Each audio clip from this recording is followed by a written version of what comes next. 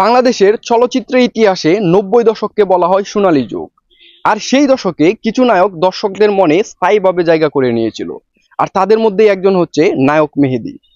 আর তাই আমরা আজকে আছি নায়ক মেহেদীর গ্রামের বাড়িতে। তো আমরা আজকে নায়ক মেহেদীর গ্রামের বাড়িটা আপনাদেরকে একটু ঘুরিয়ে দেখাবো। তার বাড়ির সম্পর্কে আপনাদেরকে জানানোর চেষ্টা করব এবং তার অতীতের স্মৃতিচারণ করার চেষ্টা করব। এখানে ছোটবেলায় তিনি কিভাবে চলাফেরা করেছেন এই ভিডিওর মাধ্যমে আমরা দেখার চেষ্টা করব নায়ক মেহেদীর বাড়িতে কি কি আছে, তার কয়টা বাড়ি আছে বা বাড়িগুলা কেমন, তার আত্মীয় স্বজন বা তার পরিবারের কেউ বসবাস করে কিনা এখন পর্যন্ত। আমরা জানি নায়ক মেহেদী এমনিতে গ্রামের বাড়িতে থাকে না, উনি ঢাকায় থাকে। তো ওনার বাড়িতে কে কে আছে সেটা জানার চেষ্টা করব এবং বাড়িটা ঘুরে দেখানোর চেষ্টা করব আপনাদেরকে। তো চলুন বাড়ির ভিতরে যাওয়া যাক।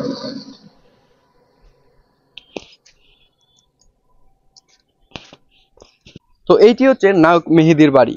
আপনারা দেখতে পাচ্ছেন খুব বড় করে লেখা আছে মিয়া বাড়ি। আর এই নায়ক মেহেদীর বাড়িটা হচ্ছে কিশোরগঞ্জ জেলার কটিয়াদী থানা মানিককালী পোস্ট অফিস, আর গ্রামের নাম হচ্ছে বাবুরছিপাড়া।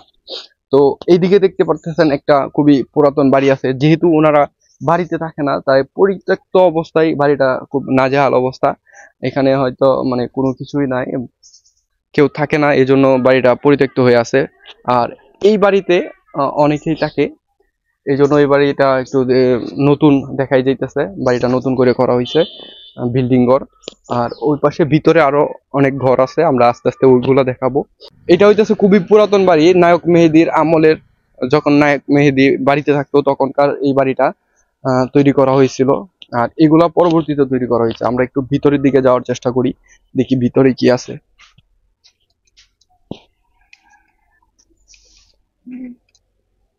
আপনারা দেখতে পারতেছেন এই সামনের দিক দিয়ে আরেকটা বড় বাড়ি আছে। এইটাও নায়ক মেহেদীদের বাড়ি। এই পুরা এরিয়াটা নায়ক মেহেদীদেরই। চারপাশে টিনের বাউন্ডারি করা আছে। এইদিকে দেখতে পারতেছেন এই বাড়িটাও নায়ক মেহেদীদের বাড়ি, হয়তো চাচা অথবা কারো হবে, নায়ক মেহেদীর চাচার বাড়ি হইতে পারে। আর এইদিকে একটা ঘর, এটা প্রথম থেকে একদম পরিত্যক্ত, এই ঘরটার মধ্যে কেউ থাকে না। এই ঘরে হয়তো কেউ থাকলে থাকতেও পারে। ৯০ দশককে বলা হয় বিনোদন জগতের এক সোনালী অতীত। আর তখনকার যারা ৯০ দশকে জন্মগ্রহণ করেছেন অনেকেই জানবেন হয়তো, তখন সবার বাড়িতে টিভি ছিল না। তখন একটা এলাকার মধ্যে হয়তো একজনের ঘরে টিভি থাকতো আর সবাই এক ঘরে গিয়ে একসাথে টিভি দেখতো। আর তখন বাংলা সিনেমা ছিল খুবই জনপ্রিয়। আর তাই ৯০ দশকের সিনেমাগুলোকে সোনালী ইতিহাস হিসাবে ধরে নেওয়া হয়। আর সেই সোনালী ইতিহাসের এক জনপ্রিয় নায়ক হচ্ছে নায়ক মেহেদী। আর অনেকেই তাকে অশ্লীল নায়ক হিসাবে চিনে থাকবেন। তখনকার বিভিন্ন সিনেমার কারণে তিনি এই উপাধি পেয়েছিলেন, আপনারা হয়তো অনেকেই জেনে থাকবেন। আর এটি হচ্ছে ওই নায়ক মেহেদীর চাচার বাড়ি। এখানে ওনারা এখনো বসবাস করে।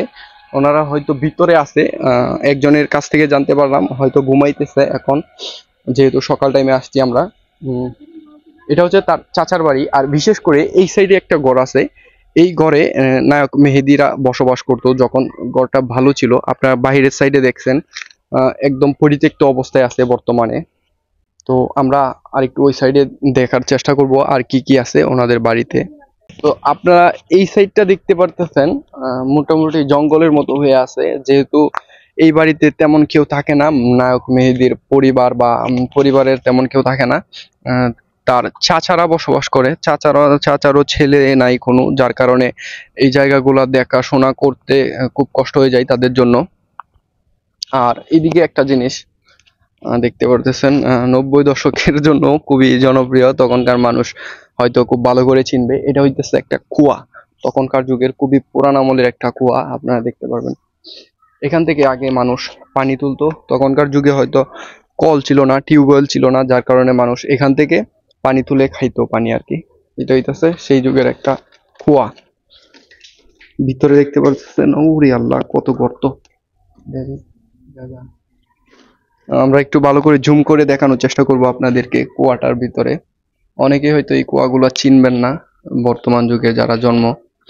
দেখতে পাচ্ছেন ভিতরে কত গভীর, আর এই গভীর থেকে পানি তুলে আগের মানুষ পানি খাইতো আর কি।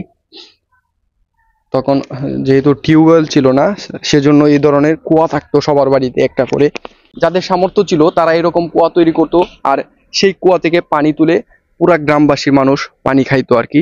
এদিকে আমরা দেখতে পারতেছি আরেকটা কুয়া আছে, আর এইদিকে আরেকটা কুয়া। মোট মোট 3টা কুয়া আছে এই বাড়িতে। এতগুলা কুয়া, বুঝতেই পারতেছেন তারা আগে 90 দশকে তাদের কেমন দাপট ছিল। সেজন্য মূলত 3টা কুয়া তৈরি করে রাখছে একটা বাড়িতে।